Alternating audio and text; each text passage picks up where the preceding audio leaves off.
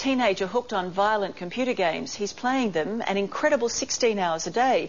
His mother says his personality has changed and that he's become moody and violent, and his addiction is tearing the family apart.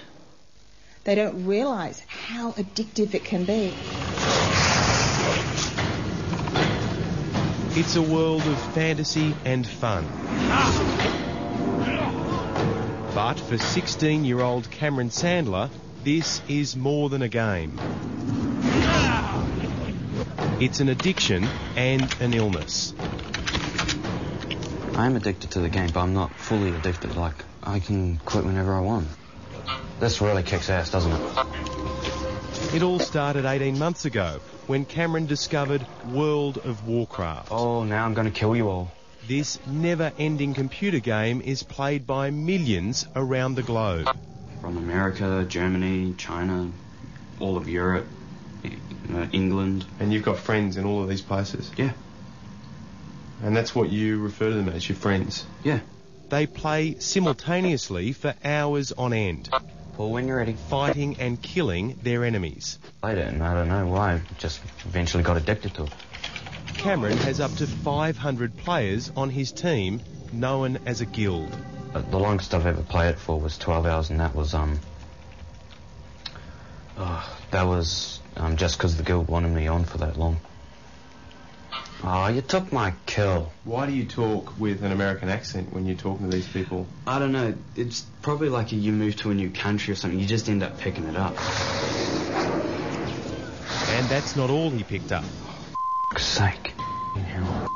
There's the tension and the violence.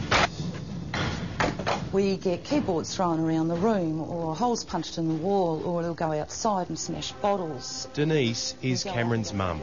He started off with this going for an hour, 2 hours, 2 hours turned into 4, 4 turned into 6, 6 turns into 12, and he's now into the snowball effect that he's got to play that game.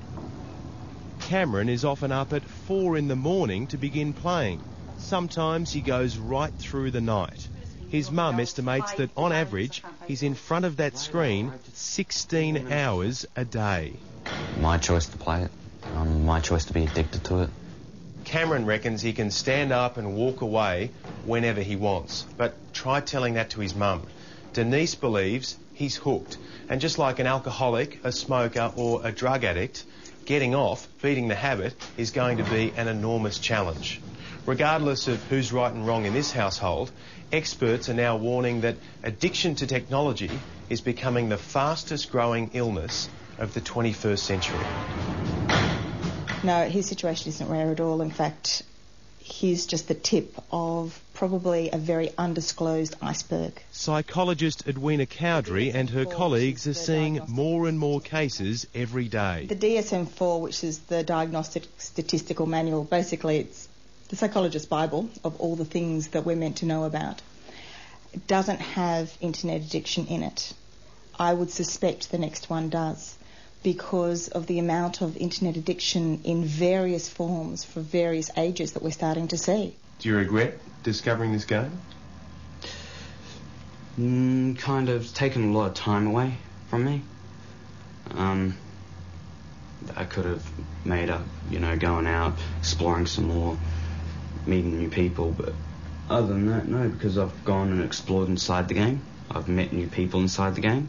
Warcraft has had such an impact on players, there are chat rooms on the internet dedicated to addicts. An assistant professor from Harvard University claims up to 40% of users are hooked. And in China, a gifted 13-year-old student killed himself after playing Warcraft for 36 hours straight. The boy left a suicide note saying he wanted to join the heroes of the game he worshipped.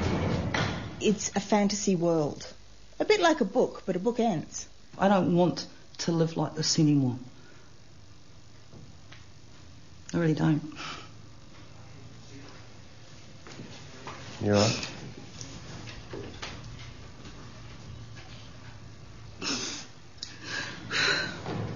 Do you think people find it hard to believe the impact? I think so. I didn't think that a game would be this addictive to this point and change of personality. Cameron has left school, and at the moment he isn't studying or working. He knows now is the time to tackle his addiction. It's no longer a game. How many parents do you think will be watching this story tonight and saying, that's me? I would say a lot.